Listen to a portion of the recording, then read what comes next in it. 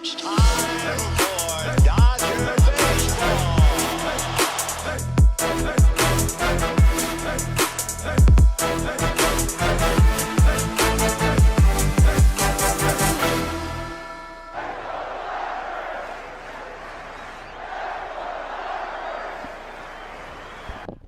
What's going on, Dodgers Nation? Welcome to the Dodgers Nation post-game show. We are back. It's been a wild week covering the All-Star game, but we are back with the Dodgers Nation post-game show. I'm your host, Doug McCain. You can follow me on Twitter and Instagram at DMac_LA. Welcome to the show. First and foremost, who's your player of the game? What are your big takeaways from the Dodgers series sweep of the San Francisco Giants? The Dodgers win by a score of 7-4. Jake Lamb was outstanding. Gavin Lux was outstanding. That is what the meat of a lineup should look like. That is how they should produce. Clutch hitting all series. So many runs with 2 outs today. Clutch hitting. Clayton Kershaw didn't have his best stuff, but the bullpen, they stepped up, allowing just 2 hits today. This bullpen was fantastic. We're going to get into all your takes. Dodgers, they improved to 64-30 on the season. They won 19 of their last 21 games. They're 34-17 at home. That's the second best in all of Major League Baseball. And they now tie the New York Yankees with 28 comeback wins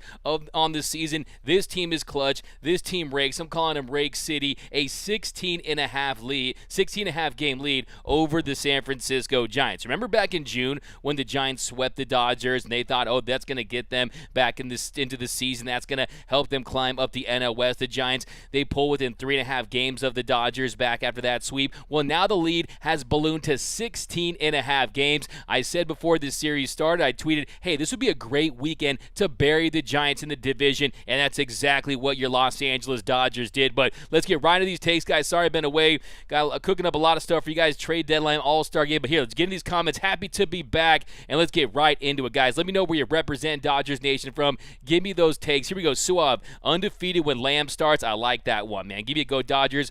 By the way, as always, give me your comment of the night. We're looking for the take of the night, your burn of the night. If you give a big burn, whether it be to the San Francisco Giants, the Astros, whoever it may be, you're going to hear this finish him sound. If you bring that fire take, you're going to hear the flames. But hey, let's get right into it. We got Let's Go from Jack Coons over on YouTube. Where's my Kimbrel haters at? That's from Danny619. Yeah, Craig Kimbrel did a much better job today. Bottom of the order, you saw him go in there, and he was effective for the most part. You wanted to see him get that clean inning, but he gets he gives up the one hit to Bart there, and it was a 4-seam fastball. Kind of left it up, kind of left it a little in there, 96 miles per hour. Bart kind of just jumped on it. But other than that, you saw him get Lamont Wade Jr. out on a 3-2 pitch. That was big because you didn't want to walk him there, and he gets him swinging with that fastball. So the biggest thing for Craig Kimbrel, and for him not to be Craig Crumble, is him to attack that strike zone. If he attacks the zone, he pounds the zone with strikes, and he has the confidence in that 4-seam fastball, he's going to be effective. He's going to get the job done. Also laying that curveball at the bottom of the zone. You saw for the strike 2 pitch against Wade, he did just that.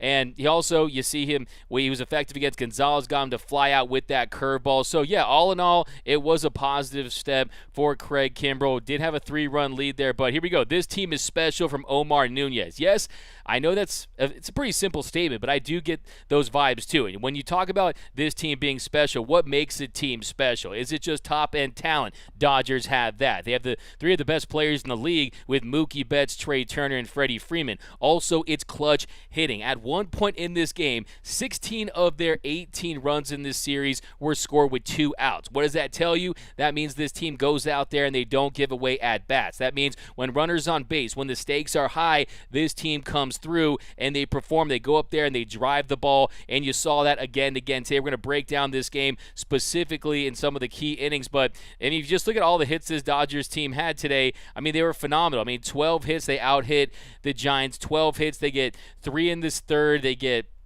another 3 in the 7th, and they scored first too. They scored on back-to-back singles, 3 straight singles by the Dodgers to open up this game by Mookie, Trey, and Freddie Freeman. We're going to dive into this game, but I want to get your comments, guys. How special do you think this team is? Does this feel like a team that really you're getting those World Series vibes? Because we know this team, they are perennial World Series contenders, but I think the difference with this team is they're never out of it. They can take a punch. You saw numerous times this series them give away the lead only to get it right back. Every time the Dodgers lost the lead in this series, and you saw Mookie Betts on Thursday. They tie it up. What happens? Mookie Betts 3-run home run. You saw the electricity on Friday night. The game is tied at 1. Cody Bellinger goes up there and gets a belly bomb for a belly slam. So look, this team is absolutely special. There's something happening this year at the Ravine. I've been to Dodger games for 20 plus years. Longer than that.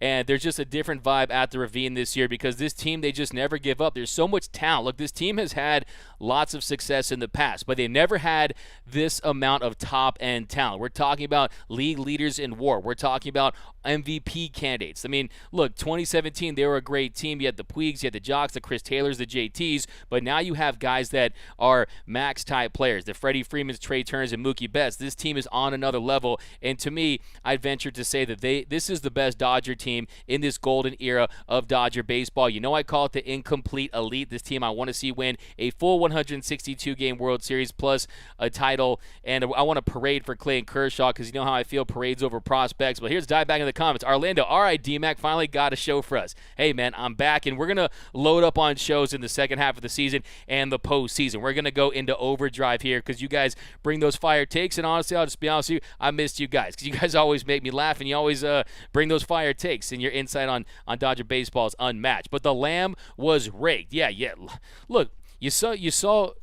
At this point, I think the one of the big takeaways from this game is the success that not only Jake Lamb had today, but was the spot that he was placed in. You had Jake Lamb batting cleanup at the DH spot. He goes 2 for 4 with an RBI, and yeah, he was really fantastic, and you know that he matches balls at the bottom of the zone. And look, he's a guy that goes up there, and he's not afraid of the moment. He's been a former All-Star in this league, and look, he was patient. He's gotten his opportunity, and he's made the most of that opportunity. He's hitting 250 at the moment, but I think that the Dodgers, they have full faith. They can go in there, and he can have success. And I think you saw Jake Lamb go in there and really make the Dodgers look good today, because I know that if the Dodgers don't have success in the middle of that lineup and Jake Lamb struggles, you're going to have a lot of people out there saying, oh, he's more of a bottom of the lineup guy, but he was fantastic. I mean, you saw in the bottom of the 7th inning, Trey Turner, he flied to left, and Freddie Freeman doubled with 1 out, 4-seam fastball, outer half. Freddie put a great swing on it. He's been just otherworldly, hitting close to 600 in his last 11 games. Freddie franchise Fredericks of Hollywood has been everything the Dodgers could have hoped for, and then some. He's been fantastic. And then Jake Lamb hits a ground rule double to deep right to score Freddie Freeman to make it 5-4 Dodgers.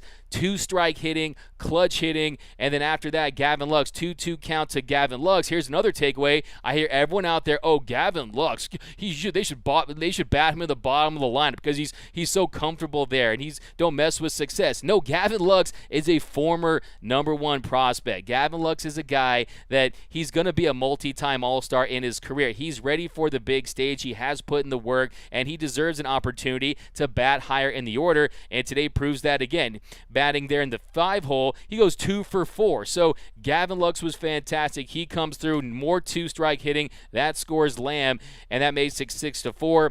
Max Muncy grounds into the fielder's choice for the 2nd out, and then on a 3-2 pitch, Clay Thompson, he doubles to deep right center to score Muncy to make it 7-4 Dodgers, and that puts him on top for good. And how about Clay Thompson? How about Mr. Anything is possible there, chugging beers, looking like Chug McCain, getting down, I just love that energy there. I'm telling you, I want to see a 30 for 30 this season. We can call it like Thompson tough or something. You have Clay Thompson coming back off that Achilles injury and helping lead the Warriors to a title. Then you have Trayce Thompson playing with the Padres earlier in the season, ends up in the minor leagues in the Detroit system, and he comes in, he's having an impact for the Dodgers, and you love to see that. Trayce Thompson, he goes 2 for 4, and I'll tell you at this point, Trayce Thompson is going absolutely nowhere. What I say when they signed him, I said that, hey, this is not just a 2-week thing while Mookie recovers with that rib injury. Look, the Dodgers this year, they're not going to be without a Trayce. Trayce Thompson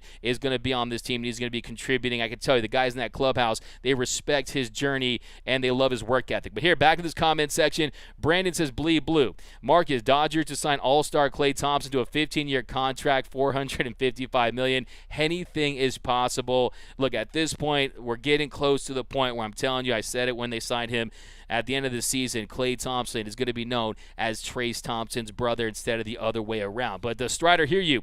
D-Mac, you got to give props to the bullpen and the offense picking it up. Kershaw didn't have his best stuff. Yeah, Clayton Kershaw, he didn't have his best stuff. And he ends up going 4 1/3 innings, allowed 4 runs on 5 hits, had 6 punch-outs, but just look at that pitch count. 94 pitches, 64 strikes, just 10 for 21 on first pitch strikes. And the thing with Clayton Kershaw, that slider, he just didn't have that same bite, that same depth to it. And on the home run to Ruff, he wanted to back foot a little more, and he just left it a little up there, and Ruff just kind of got a hold of it, and he hit it deep. And he was grinding out there. I mean, Clayton Kershaw, he was grinding in this one.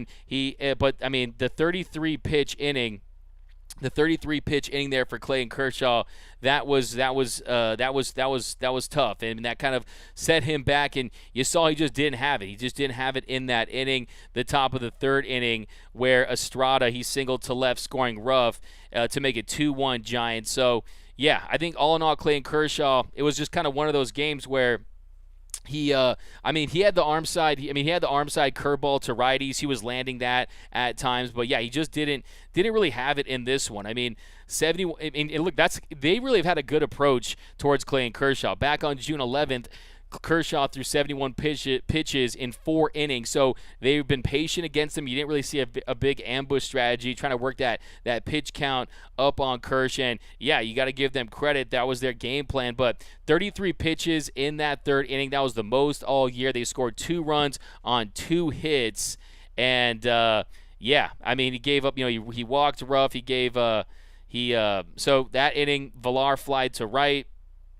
VR, he flied to right, and then Estrada, he singled to left, and then in that inning, Slater grounded to 3rd for the first out, and he struck out Flores swinging, and then he walked Ruff. So he hadn't had any walks in his last 19 innings before today, and he hadn't walked a guy in his last 3 outings, and then he had 2 walks today. He walks Ruff there. He had him in the hole, down 1-2 in the count. Then he missed with a curveball low in the zone. He fouled off that slider low in the zone. Then he missed arm side with the fastball, and then he just missed at the bottom of the zone on the 7th pitch of the at-bat. And after that, Yermin Mercedes, Tony La Russa's favorite player, he doubles to left. And that one, like I said, leaving those fastball just a little uptake. If you look at the location, the command was not right today. It was not quite there for King Kersh. And then right after that, Estrada, he singles to left to score Ruff and Mercedes to make it 2-1 Giants. So yeah, he didn't have his best stuff. And then later but give him credit after that rough inning, 2 runs on 2 hits. He comes back in the 4th there, goes 1-2-3 on 12 pitches. So give him credit. He did come back, and he strikes out Gonzalez with his slider, and then he gets Wins to pop out. Then he struck out Bart looking on a slider low and away. And then you jump to that 5th inning. He comes back. Really, the plan at that point was for Kersh just to go out there and give you some length for this bullpen that, yeah, they've been taxed. They've been kind of grinding, but yeah, he goes out there in the 5th, and he gives up the home run to Ruff that ties things up. So top of the 5th inning, Slater grounds to second for the first out. Then first pitch to Flores, he doubles to left, a slider, like I said, just kind of leaving it a little up out over the middle of the plate. And then a 1-1 pitch to Ruff. He hit a 2-run shot to left to tie things up at 4, just a slider. Didn't have that sharp bite, left a little up. But yeah, Clayton Kershaw didn't have his best stuff today, didn't have his best command. But yeah, I mean, it's going to happen. But here we go. He didn't have it today, but the most important thing for Kershaw was the fact that he battled. And for him, it's all about having the command and going out there and just executing pitches. And I'm sure at this point he's already said that, look, 6 strikeouts and 2 walks and 4 2/3, that's not going to get it done. But here we go. No spy, no win. Yeah, Stam the Rams fan. I got a breakdown coming out about that. The Giants, hey, the official color of cheating cheaters wear orange, okay? Cheaters wear orange. The Trastros, the San Francisco Giants, the San Francisco Cryants, they're still crying about Gabe Morales' call on Wilmer Flores. And look, you saw what they were doing last year. I guess the cheating lab has been closed. Maybe Balco got evicted. I don't know what's going on there. But the cheating lab is no more for the San Francisco Giants. And look, last year, let's be honest, that was an absolute fluke of a season. You know about the plexiglass theory with Bill James in the following season. Teams that take a big leap, they tend to take a step back. But look, you're seeing the difference when you do have the kind of talent that the Dodgers have and the kind of depth that the Dodgers have. Late night Lamont is not the same player. You don't have Kevin Gausman in that lineup, in that rotation anymore. And look, they captured lightning in a bottle. Hopefully they're happy with that division championship because the Dodgers took it to them in the NLDS and won on their field. But here we go, Travis, 2017 vibes, but even better.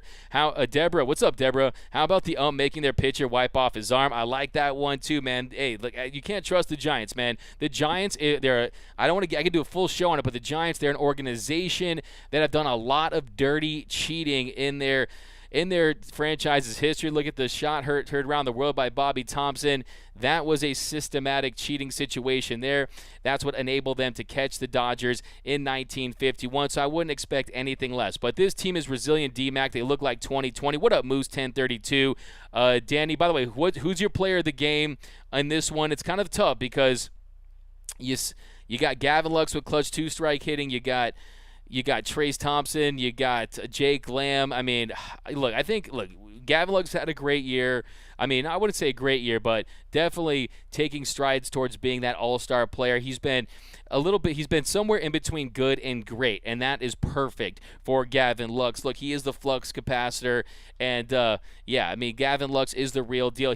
Lux has marked his spot in Major League Baseball and for this Dodgers team, and to me, unless there's a massive guy out there, maybe a Shohei Ohtani or a Juan Soto type, I think Gavin Lux is absolutely an untradeable player at this stage of his career, especially when you consider the fact that there is some uncertainty about Trey Turner's future with this team, and Gavin Lux could be a very adequate contingency plan in the event that Trey Turner, he slides into a new deal with another team. But how about the fact that this Dodger team, after the break, after hosting the All-Star game, you got a lot of pressure on guys like Mookie Betts and Trey Turner and Freddie Freeman being the host with the most, and they come out focused against a desperate Giants team that was flailing. Their season really was on the brink, and now their season is looking like it's a giant disaster. But Deborah Young, Lamb chopping it. There you go. Deborah Young, I got you as a contender for comment of the night. You got there we go, Sonny Doyer's better. I love that, man. Keep it coming. Yeah, there we go. We got that grand slam from Belly was the loudest has gone at the stadium in a while. Cisco 323 LA, I agree with you 100%. Nothing rocks like Dodger Stadium. Like I said on Twitter, Dodger Stadium in the regular season, the energy level, how loud and electric it is at the Ravine, it surpasses what most team stadiums are like in the postseason, in the NLCS or the ALCS or in the World Series. That is how off the chain it is, and I love the siren. Hey, remind me of the siren if you guys watch Dodgers Dugout. But yeah, the siren is off the hook, and that place just rocks like no other. And yeah, to me, it was the loudest it's been in that stadium since Cody Bellinger's go-ahead shot to tie things up, a 3-run shot to tie things up in Game 3 of the NLCS. But yeah, absolutely. Muncy had a good hit. That's from Craig Osterberg. Yeah, it was nice to see Max Muncy have some success tonight. Let's do the box score report here. Look at this box score. 1 for 4 for Mookie Betts, 1 for 5 for Trey Turner. Freddie Freeman goes 2 for 5, extends his hitting streak, had an RBI. Then Jake Lamb, he goes 2 for 4. Rake City. Gavin Lux goes 2 for 4. Max Muncy goes 1 for 3. Trace Thompson goes 2 for 4. And Cody Bellinger, only guy in the lineup without a hit today, he goes 0 for 3 with a walk. And then Austin Barnes, he goes 1 for 3. So the Dodgers 12 of 35 tonight. In today's game, 3 walks on the nights in the afternoon. So yeah, 5 for 11. With runners in scoring position. Trace Thompson goes 1 for 2 with runners in scoring position, so he was clutch. Lux goes 2 for 3 with runners in scoring position. But to me, I think I've got to go Let's go with Gavin Lux, man. Gavin Lux is my player of the game, but I'm interested to get your takes. Let's do some rapid fire in the comment section. We'll continue to break down this game. If you're new to the Dodgers Nation post-game show, be sure to hit that subscribe button, hit that notification bell, and if you really want to support the channel, smash that like button. Got tons of trade deadline content coming out. Dropped the Juan Soto video yesterday, a Castillo video. We're going to do some more stuff on starting pitchers, possibly some bullpen pieces. My man, Mr. Eric Eulau, EEULAU, go follow him. He dropped one on Brandon Drury, so definitely go check that out. But D-Mac, tomorrow the fans will be chanting "Future Dodger" to Juan Soto, Alex Renteria. Absolutely, man. Be ready to see that $500 million megawatt smile from Juan Soto because, yeah, I agree with you, Renteria. Fans are going to be chanting "Future Dodger" all week long, and he's going to be loving it, man. Because, look, let's be honest. When you play for the Fighting Walgreenses, a.k.a. the Trashadals, a.k.a. the team that didn't even want to charter a jet for their best player going to the home run derby, that's some serious petty wop right there. You want to play in an environment like Dodger Stadium. Look, Yankee Stadium, it's great. Fenway Park, lots of obstructed view seats, very overrated. Wrigley Field, fantastic. But the biggest stage in Major League Baseball, the biggest stadium is Dodger Stadium. And players like to show out here. They like to bring it against LA. They see the celebrities in the crowd. They know they're going up against the best team in Major League Baseball. Juan Soto is going to want to put on a show. Isaac Too Nice. D-Mac, do you think we still need Chris Taylor? Absolutely, Isaac Too Nice. Look, my memory isn't short. My memory is actually very long, and sometimes it's to a fault because, sometimes I have flashbacks of bad moments. But let's not forget about Taylor and how important Chris Taylor was for the Dodgers. He, along with Cody Bellinger, were the two best players offensively for this team in the last postseason. And look, you see the moments, the catch in 2018 on the road against Milwaukee from Chris Taylor. You saw the home run in the first pitch of the game against the Houston Astros in 2017 when he was the leadoff man. Chris Taylor always finds himself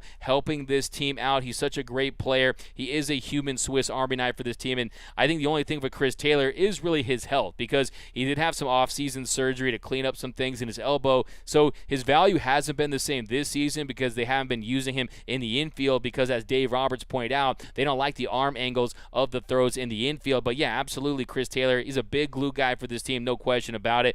D-Mac, we needed another sweep on San Francisco. Look, it was the first four-game sweep at home since 1995, man. Unbelievable. Billy Payne, get out the brooms, absolutely.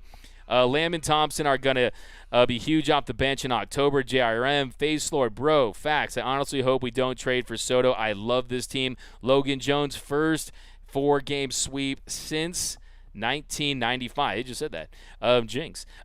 So we could talk some Soto in a minute if you want. Let's focus on this game for a little bit, but I will ask you, are you in or out on the Dodgers trading for Juan Soto? Pound for pound says no Soto trade, please. Deborah Young. Giants lost in the sauce. That the 500 team. Thumbs down from Stan, the Rams fan. Yes, bro. Lux is a fast boy. Hey, I'm fast as F, boy. I'm fast as F, boy. yeah. And it's not even just the speed. How about the turn? How about the turn he makes there?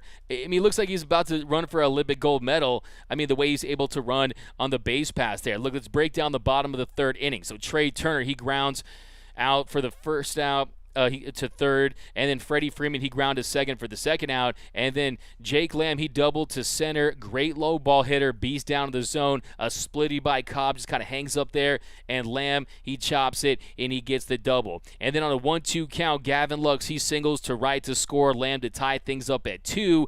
2 strike hitting, 2 out hitting. Gavin Lux has ice in his veins. Gavin clutch, okay? And then on a 2-2 pitch, Max Muncy, he cranks a double to right.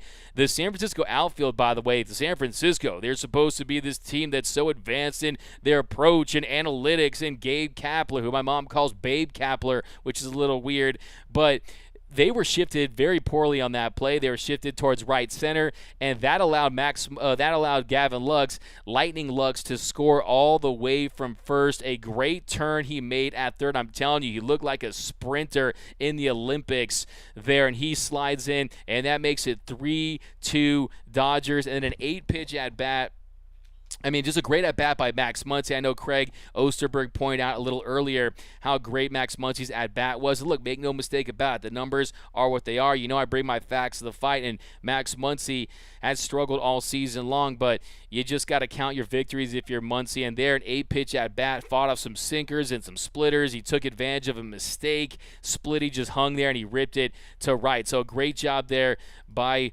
Max Muncy, and that helps the Dodgers get back on top. So that was another big thing, and really, we talked about this team being special. What makes them really special is not only can they take a punch, but they respond very quickly. Okay, you saw that in this series. You saw that on Thursday against the San Francisco Giants. They tie things up. What happens? Mookie Betts, 3-run bomb. It's a wrap. You saw a tie game. Cody Bellinger, grand slam. Dodger Stadium loses its shit. Okay, so this team is great. I mean, you had Bedlam Belly there. But here we go. So keep moving on that inning. Next batter up, Trayce Thompson. 1-2 count. He singles to center to make it 4-2 Dodgers. So Trayce Thompson, I mean, I just like that part of the order today. They were just getting it done. And look, this team, the top of the order with Betts, Turner, and Freeman, they've been carrying this team all season long. But it was nice to see the Dodgers have success there. Trayce Thompson scoring, singling to center. What was that on? He started that count. It was 0-2. He was down 0-2 in the count. He takes a sinker high to make it 1-2, and then a sinker right, little outer half, middle, and he just takes it right to center field. He singles, and that makes it 4-2. Max Muncy scores on the play, and then Cody Bellinger grounds to third to end the inning. But the Dodgers get 3 runs there on 4 hits in the third inning, and they respond to the Giants, who scored 2 runs on 2 hits. And then, look, this all started out with the Dodgers scoring first in the game. The Dodgers are now 43-8 when they score first. And you saw the big dogs coming out early on and just kind of setting the tone and getting this team out in front early, and also getting the pitch count up on Alex Cobb early in this one. You saw bottom of the first inning, Betts singled to right, Turner singled to left, Freeman singled to right to score Betts to make it 1-0 Dodgers. So 3 straight singles from the big 3 to open things up. Lamb struck out swinging for the first out. Lux struck out looking for the second out. Muncy walked,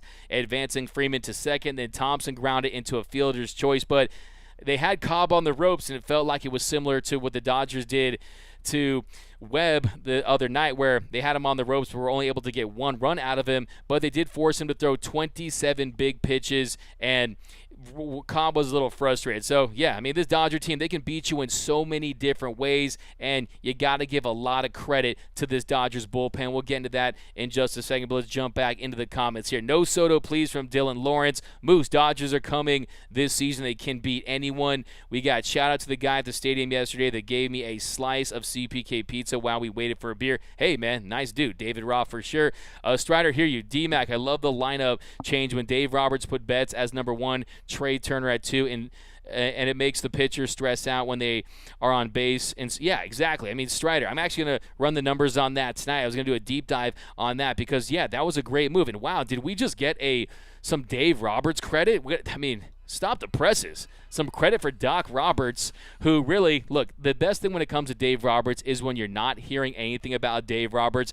That means he's doing his job effectively. And, yeah, it was a great move. I think Freddie Freeman, once he picked up the slug, the 3 hole's a perfect spot for him because you got 2 guys that are menaces on the base pass with Mookie Betts and Trey Turner. Speed kills, and you look at those righty-lefty splits with Mookie, and it just makes perfect sense, and I think that this is going to be the lineup going forward. Really, it was to help jumpstart the lineup because Justin Turner and Max Muncy weren't getting it done, but now you have contributions from Trayce Thompson, from Jake Lamb, from Gavin Lux there, so this could be a new kind of 1 through 6 there. Of course, when you have Justin Turner back in the lineup, that's going to change things because he was performing well. He was producing, so he's going to get some love there. But, yeah, I mean, if these guys can continue to get it done, you like the pop and you like the slug. I think that, to me, is the big thing because, to me, it's the slugging that you get from Jake Lamb and from Trayce Thompson. It's the XBH. It's the extra base hits. And what do I always say? If you want the dub, you've got to slug. That's how you win in Major League Baseball in 2022. But here we go. Who we getting at the trade deadline? SD Hydro. I mean, probably Shohei, probably Soto, probably Castillo. No, I'm just playing. I mean, at this point, you just never know because the price is going to be astronomically high for pretty much all the big guys that are available. From Luis Castillo, who's the best starting pitcher available, you got teams like the Astros and the Yankees and the Dodgers. The three best teams in Major League Baseball are going to be vying for his services, so the price tag is going to be very high. And look, I've talked to people within the Reds, some of the Reds beat writers and people who cover the team, and they say, hey, the Reds, they need outfielders, okay? They have a lot of out-of-position outfielders in their system. They would like to have maybe an Andy Pages type. They're not as hungry for starting pitchers, but Bobby Miller, if you look at where he's at, or Ryan Pepio is a guy that could be a pitcher that could offer as well, or maybe a Knack and a Pepio plus a Paz. I mean, look, the price tag is going to be very high. You're going to have to overpay a little bit to get a guy of that stature. Juan Soto, it's tough to say because it's really unprecedented to see a player of his caliber. We're talking about a guy who's on the Hall of Fame trajectory. You call him the modern-day Ted Williams, even though I don't think Ted Williams would ever hit 250 in a season, but I digress.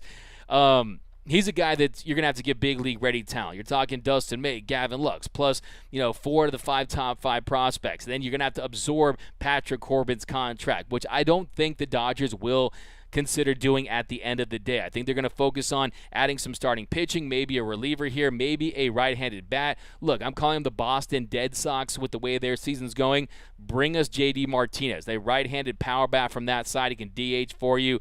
That, to me, is the move, and he's going to be a free agent after this season, so the price shouldn't be too high. But here we go. Tina Guzman. Trace Thompson is a keeper, and to think people were complaining about his signing. Yeah, Tina Guzman, another feather in in Andrew Friedman and Brandon Gomes' cap. Yossi D-Mac, is Cody back? I mean, back is all kind of relative. I think, is he back to all-star form? No. I mean, Cody Bellinger, he's struggled, man. I mean, let's be honest. There's a lot of time in between his successes. And on the season, I mean, he's still hitting 209, 649 OPS, a 79 OPS plus. That means he's 21 points below being an average big league performer when it comes to offensive production. But you also have to factor in what he does with the glove, and he really makes things easy for this team at what he does from the center field position. So, no, he isn't quite back, but it's nice to see him have those moments. And, look, he's a different player when the game's on the line. You saw him take that quick pitch. And it kind of pissed him off. It definitely absolutely pissed him off in that situation.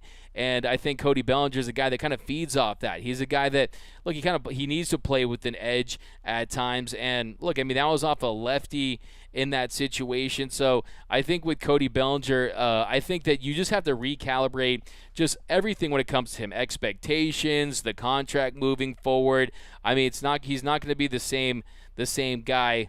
He's not a Chris Davis or anything like that, but yeah, I think Cody Bellinger, it's kind of tough, but you got to feel good about that hit, and kind of today goes 0 for 3, was able to draw that walk, but I think look, play pissed off, Cody Bellinger. You want mad belly, and Long was frustrated and he tried to quick pitch him, but here, put Lux in the 4x100 in the Olympics. Strider, we'll give that some consideration for a comment of the night. Lux is deluxe. That's from Terry Gates. That's a contender as well.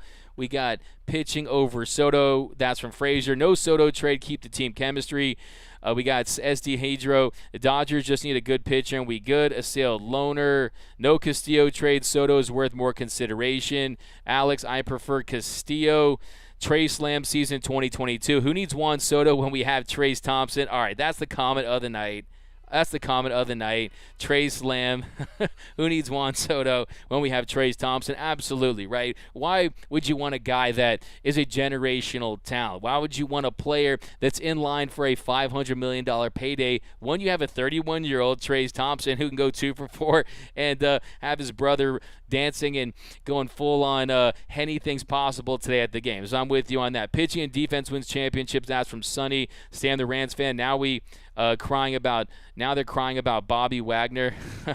Yeah, I know, right? All right, but yeah, another thing too, guys, we have to mention the bullpen. The bullpen, they were phenomenal. That's another big takeaway for tonight's game because the bullpen, they were absolutely outstanding in this one. They didn't get the length that you would have hoped for from Clayton Kershaw. You're hoping to at least get 6 innings, get that quality start, but they weren't able to get that. But look, guys stepped up in this one. Yency Almonte, he goes 2/3 of an inning, 2 strikeouts on 8 pitches. Phil Bickford, he's been struggling of late. It was nice to see him go in there and have a scoreless inning. 1 inning, had to punch out, very efficient, 11 pitches. So Phil Bickford did a nice job getting ahead of hitters, 3 for 3 on first pitch strikes. And then Evan Phillips, who gets the win today, Dr. Phil, he pitches an inning, allowed that 1 hit, but 2 strikeouts. And that is the big thing for Evan Phillips, that's the big thing for this Dodger bullpen, and why you got to feel good about Evan Phillips is he's got that high leverage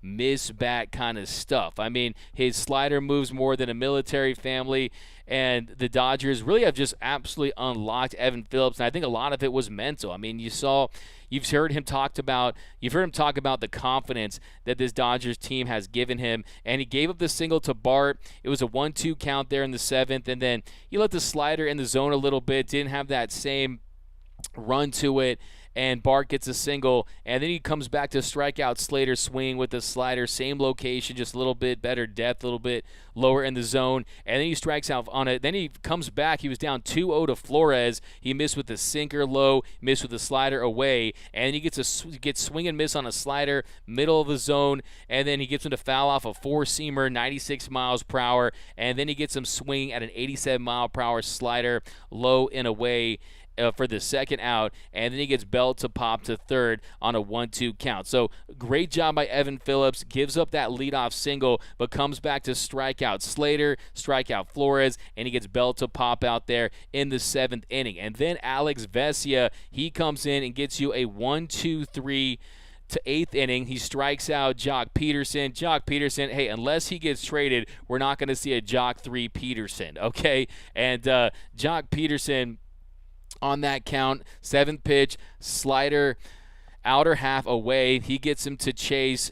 Fantastic pitch. I thought he really had him. The previous pitch, the 6th pitch, the at-bat, he went fastball, and Jock fouls it off. So he's thinking fastball, and he goes with that slide piece, and he gets him swinging, and Jock, he walks back into that Giants dugout. Then he gets Estrada to line to third for the second out, and then he gets VR swinging a nice 4-seam fastball, bottom of the zone. So I thought Vesia really had some electric stuff. Don't mess you with Vesia. And then the bottom of the 8th inning, the top of the 9th inning, Kimbrel comes in. We kind of broke that down. But here we go. A couple more comments, guys, and we'll do just comments for the rest of the way. Dustin May is the king. Yeah, Dustin Mania is going to change things. It's going to be a big development for this Dodgers team because, look, in his first start, he had some walks, gave a run, gave some hits, but if you look at the velocity, if you look at the spin rate, it was there, and most importantly, the arm was feeling good. And if you're talking about your first start in 14 months coming off Tommy John surgery, you're not really concerned with the box score. It's more about how you feel, how does the stuff look, and the stuff looked good. Now, the only question is, of course, you want to build him up as a starting pitcher to give you 4 or 5 innings. By the way, how about that catch? You factor in the catch that Trace Thompson made in foul territory over the wall. Might be the player of the game. I mean, I might have to switch it up there, but great job. He was fantastic, really. The way he played the backhand there early to kind of save a run earlier in the game. I mean, I think his defense was really a big difference maker there out in left field. But Trey Turner must be re-signed. I mean, look, I'm all about the pay Trey crowd. I mean, there has been some buzz that the Philadelphia Phillies are going to be major players for Trey Turner, and that Trey Turner wants to play on the East Coast. But to me, I think that there is a bond that's building with Mookie Betts, Trey Turner, and Freddie Freeman. That is the 3 amigos there. That is the big 3. And look, man, I think that if you like winning, Trey, if you want to win, and he's already won a World Series, if he wins another one this season, maybe he says, hey, I take the highest offer. I've won my World Series. But, yeah, I mean, if you look at the success that he can have with this team in this lineup, I mean, you're talking about maybe like a 98 Yankees, a Yankees dynasty, or, teams like that where, you have this core built in for the next 5+ seasons, and you're going to put yourself in a great position to win some pieces of metal and go back into the World Series and contend for a World Series. Because, look, these guys, yes, the money's great, but I'm telling you, the great ones are great competitors, and they want to stack chips, and you can definitely do that in L.A. Phillips got the W today. Yeah, pointed that out. Castillo, D-Mac, and Drury, I think those two are a possibility. Yeah, I mean, I dropped a video a few weeks ago about that blockbuster trade possibility. I think that would be the cherry on top. You get Castillo, and look, we saw last season that Andrew Friedman, he doesn't like to spend for relievers, but he does like the value when you can throw in two players, okay? You get a Max Scherzer and a Trey Turner. Then we can talk about our top two prospects in Keibert Ruiz and Josiah Gray. So Andrew Friedman isn't opposed to it if he sees the value there. And look, I think to me, Drury's a nice player, but I think I want to see a little more slug from an addition when it comes to a right-handed bat. Because, look, they already have Chris Taylor coming back. I think if J.D. Martinez is available, you go after J.D. Martinez. But the Red Sox suck. Maybe wow, we are on the same page, Jamie Lannister. It literally just popped up, and Jamie said, Red Sox suck. Maybe we can get Martinez. There we go, man. That was crazy.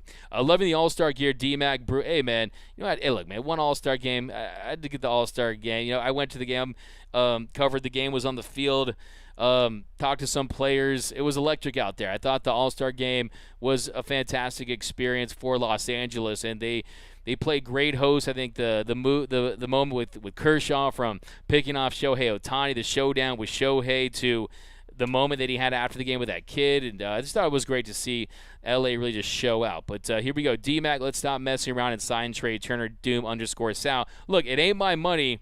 Anything I get in the super chat, you guys know I have a jar here, and I put it everything in that jar, and I send that off to Walter and the ownership group here, Todd Bowley, Gruber, the whole crew, Magic Johnson. I send all that money to the Dodgers directly. Well, I take a little bit of a cut for a Modelo and some carne asada fries, but the rest of it, it's to pay Trey. I'm doing what I can, man. Start a GoFundMe. I want Kike back from SD Hydro. Would you guys want Kike Hernandez back? Look, Kike Hernandez, a fan favorite. We know that for good reason. I mean, the banana, after he split, it just didn't feel the same at Dodger Stadium without Kike Hernandez. But yeah, I mean, the thing about Kike is, why did he leave? Well, the Dodgers didn't really have a clear-cut role for him, and he wanted to have that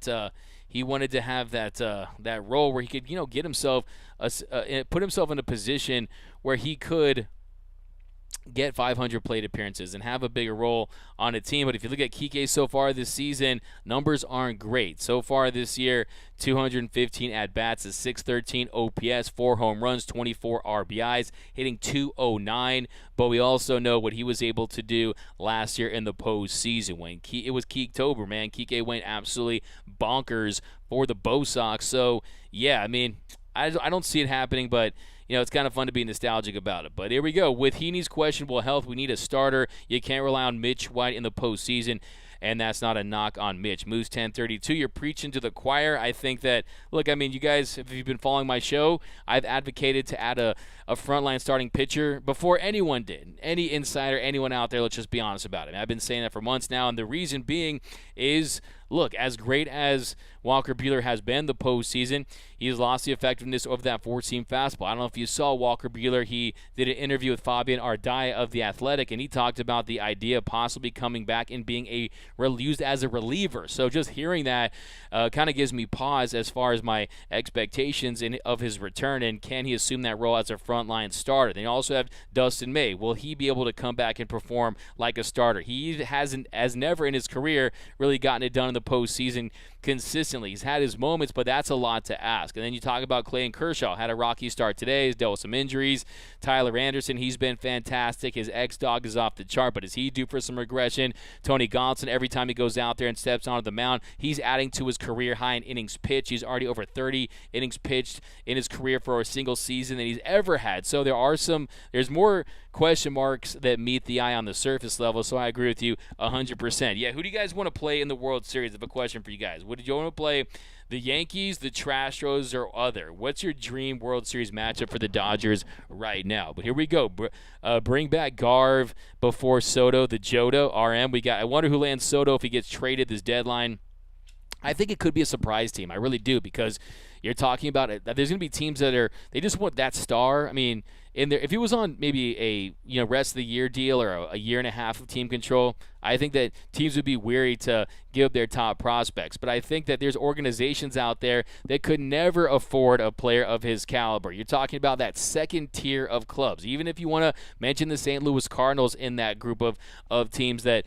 Even the Giants. I mean, the Giants have money, but, I mean, do they have that kind of – I mean, are they willing to spend that kind of money? I think there's teams out there that want Juan Soto that realize that their only opportunity to have a player like that during – his prime, I mean, even though it's still young, I mean, he's still performing like a player in his prime. So I do think it's going to be somewhat of a surprise as to which team he goes to if he gets dealt at the deadline. But here we go. No one remembers how bad Soto was against the Dodgers a few months ago.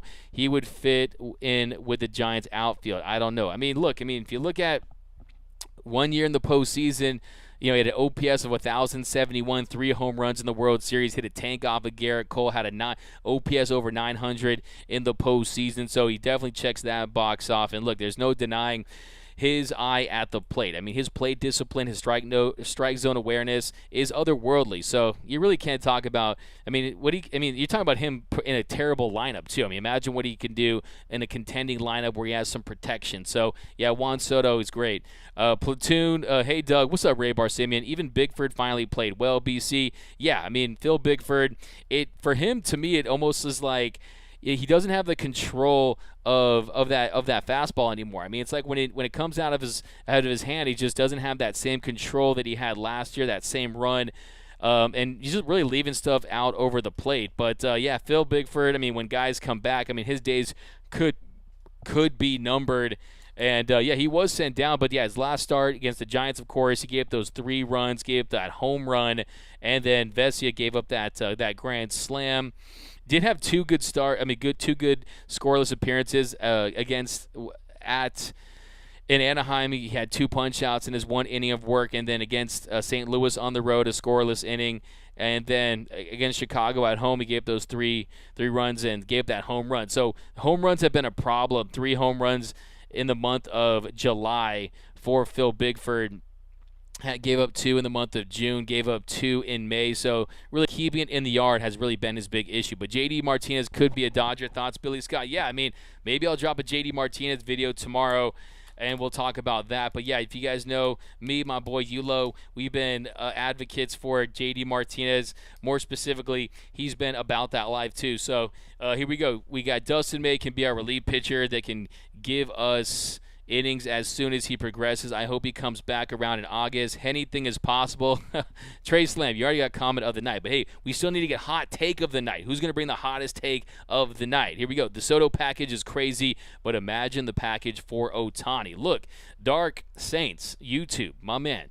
My thoughts on that are, if the Dodgers are seriously going to put together a package, if they are willing to include the Cartayas, the Millers, the Pajeses, the Vargases, the Bushes, players of like that in their farm system, and maybe consider a Dustin May or a Gavin Lux, and then taking on Corbin's contract. Before I would do that, I would, even though Artie Moreno, who is the worst owner in baseball right now, or one of the worst owners, not the worst, because he actually does spend, he just doesn't spend wisely, but I would contact the Angels first and say, hey, this is what we're offering for Juan Soto. And Shohei Ohtani, yes, he pitches and he hits, but has 1 less year of team control. And you also look at his age, 28 versus 23. So to me, I'd rather have Shohei on the Dodgers than Juan Soto because what he can do. The 3 Musketeers plus Will, D-Mac Smith, Alex Renteria. I love it, man. My man. You're right. Saw Corey, $2 Sonny D-Mac for having a clean inning with no audio issue. Hey, D-Mac. Hey, I did some all-star stuff too. Got all and this is supposed to be the best stuff you can buy, but you just never know. But I appreciate that, Sonny. I really do. We need more home runs. Braves Beta Bro is over at the Angels channel. Hey, Braves Beta, Braves Worsa. Okay. Chemistry, I believe that's what you call it. Absolutely. Are we going to pretend the Giants weren't cheating? Jason, I'm telling you, they had to resort to that on Friday. You saw them trying to go outside the box and steal Tyler Anderson's signs, but that's what they do. Love the All-Star Game style today. D-Mac. My man Dylan, appreciate you, brother.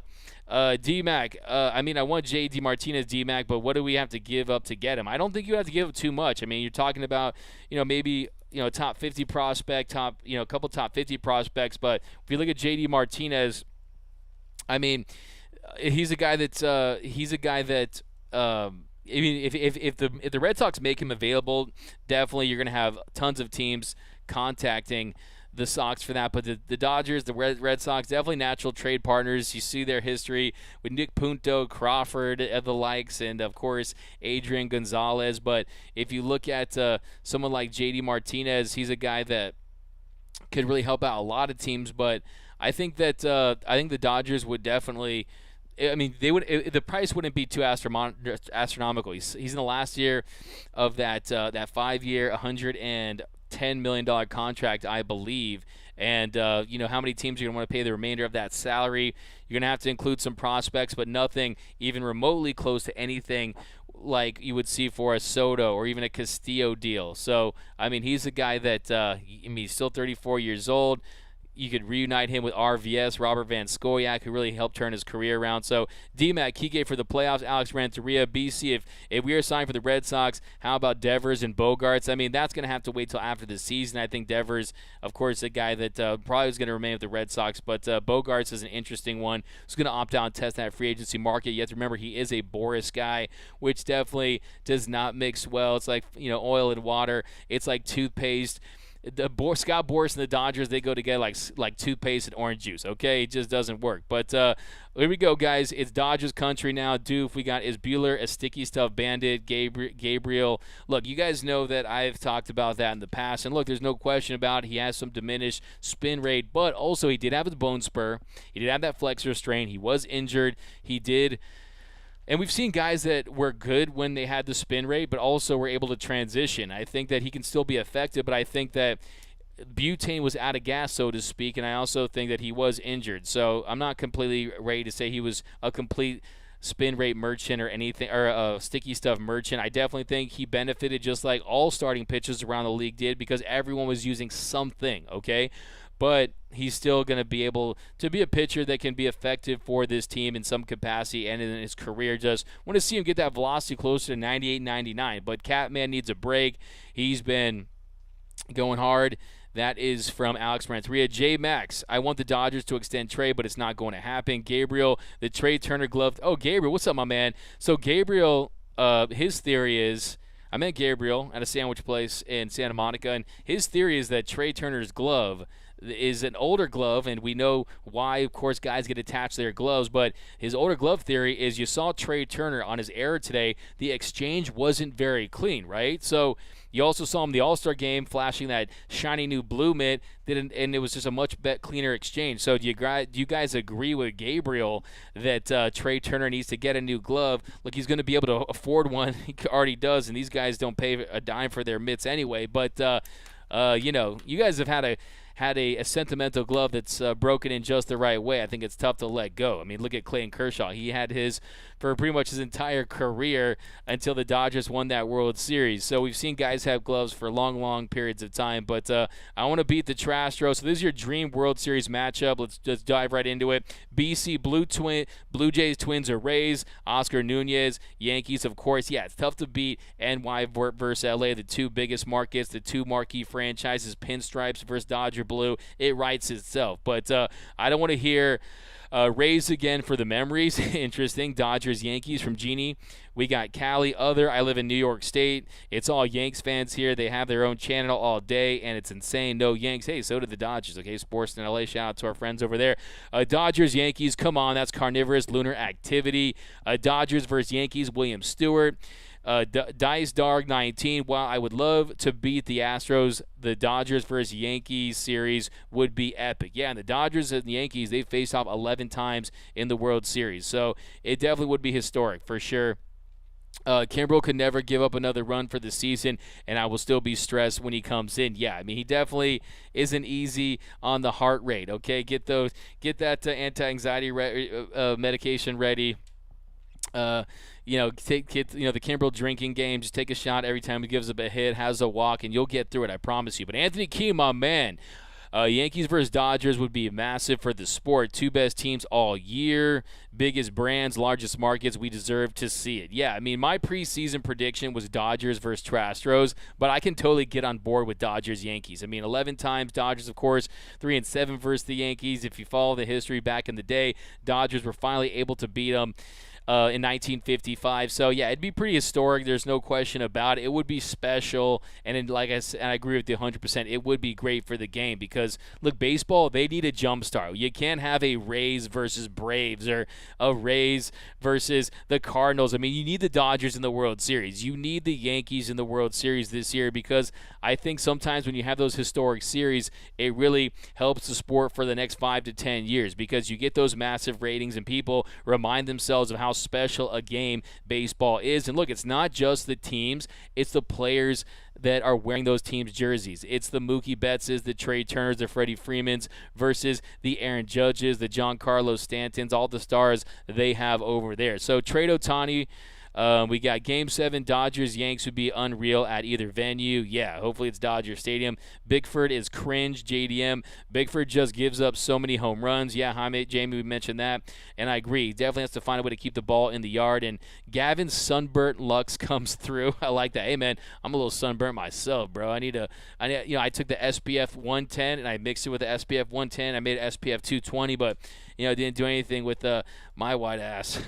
I'm like Elmer's glue white sometimes, but that would be sweet. Bauer ain't coming back. We got will there be bad blood at Oracle after Mookie being hit? Philip, I think that one slipped away. I don't think so, but I mean, baseball definitely has a way of policing itself. I wouldn't be mad about it. Soto is overrated. That's from Jamie Lannister. Gabriel, hot take, Kimbrel will return to his all-star form. Look, there's a lot of peripherals, a lot of numbers that would support that theory. If you look at his BABIP being one of the highest in the league, if you look at his strikeout rate, still among the league leaders when it comes to relievers. If you look at his velocity, hasn't dipped significantly. So, yeah, I mean, it's not like there's a lot of things that point to the fact that, yeah, he could turn around. Gavin Lux, D-Mac. Yeah, I know. There's another guy that tried to take that, another Dodger guy. I noticed he takes a lot of my material. But it's all good. It's all love, man. But, yeah, I'm scouting the Mets right now. Gary A. We got hot take of the night. Bauer will be back before the postseason and have that dog in him. That's from Trey Slam. That's a good hot take. That one's tough to really assess because you just never know about that. Trade D-Mac for Soto. I don't know, man. I think you'd have to probably attach some prospects to me, but appreciate that. I appreciate that you think that I could be a 1-for-1 with Soto. I'll take that as a big compliment, my man Papas. We got Braves trash from pound for pound. Braves beta at losing. Yeah, Braves beta at losing when the Dodgers were when the Dodgers were down 3-1. Braves beta at winning when the Dodgers, their best players, their best pitchers ran out of gas. Braves beta at taking advantage of that because the Braves wouldn't have won last season if the Dodgers were at full strength. And they can say, oh, Soroka and Ronald Acuna Jr., but I guarantee you both teams have their best players at full strength. The Dodgers take that series. I don't know if you guys saw this. I confronted Blooper. I'm going to post it on my IG. I told him, hey, bro, why are you talking smack, man? I heard you trying to call this a Mickey Mouse ring. That's real brave. I hope you have that security on you because talking that talk up in Dodger Stadium. Look, I told him, hey, you say there's a Mickey Mouse ring. You're just mad because you want to be goofy at Disneyland, okay? So, Braves, Mr. Blooper, you need to chill, man. But no, it's all love. Cobb was using that sticky stuff pound for pound. Last year, the Giants brought back the telescope from 1951. That's a comment of the night. We're going to do double Longy, Raider, comment of the night. I love that, man. I love my baseball history. Fleece the Red Sox to get Devers from Jamie Lannister. By the way, do you guys know Cash Money Millionaires? Because to me, he looks like Manny Fresh. He looks like Manny Fresh from the Big Timers. D-Mac, you and Will should switch places for one game. All right, man. Another comment of the night. Yeah, Strider, I agree with you. I miss Bueller's fastball going 99. But yep, guys, we went way over today. But hey, man, it feels great to be back. We'll do some more comments, and we'll let you guys enjoy the rest of your Sunday night. Dodgers get the dub over the Giants. They sweep San Francisco at home. First time since 1995. They now have a 16.5 game lead in the division. I can't even see the Giants in the division. I need like some binoculars. I can't even see them. Here we go. Bauer said a few days ago that he will be back before the end of the year and the beginning of next year. Dodgers took 4 out of 6 from the Braves, pound for pound. Bro, he totally looks like Manny Fresick. Thank you, Anthony Keene. Bauer was throwing 97 last week on his YouTube. Gluehead, please stop telling people about the Academy Way entrance to Dodger Stadium. All right, I'll edit that one out for you, I promise. But yep, guys, here we go. Thanks, D-Mac. Was waiting up for a post-game show for the series. Yeah, don't worry, guys. We're going to be back big time this whole year, but for the rest of the year. Great to have you back, D-Mac. Smash that like button. Thanks, Alex, of the Giants. Okay, I can't believe I said that as a family show. Edit that out. More like the McDonald's version. Hey, I'll take that. Since 1995, we had Romero Martinez, Hideo Nomo on the team, and Mike Piazza. But thanks, guys, as always. Of course, we got to fall off the rails at the end of the show, but that's how it goes down. Ryan, I don't know why, but I feel like people would be upset if the Dodgers or the Yankees were the World Series. No more days off, D-Mac, Orlando. Okay, I'll take that as a motivation, mom mentality. But thanks again, guys. You can follow me on Twitter and Instagram at DMac_LA. If you haven't yet, be sure to subscribe to the channel at youtube.com/DodgersNationTV. Smash that like button. Like I said, it's your show. I'm just hosting it. Human hype machine, man of the fan, D-Mac here. Couple more comments. We got how sweep it is, LA all day. Thank you, D-Mac. Thanks for rocking with this, Strider. Strider, I appreciate you. What do you think about Juan Soto? Go over to YouTube. I just dropped a video yesterday. I want the Dodgers to call up Michael Busch. Had a nice hit yesterday. Hit a bomb. He rakes. But, yep, guys, I could sit here and talk Sonny, the show is so therapeutic. Love the show through the good and bad. Will we see Vargas? Good question, Moose. You know, he's definitely at a point where you're going to see him at some point, definitely next year, no matter what. But thanks, guys, for rocking with us. Enjoy the rest of your day. Remember, nothing brings us together quite like, thanks to Anthony King, quite like Dodger baseball. And until next time, think blue, bleed blue, and I'm out. It's time.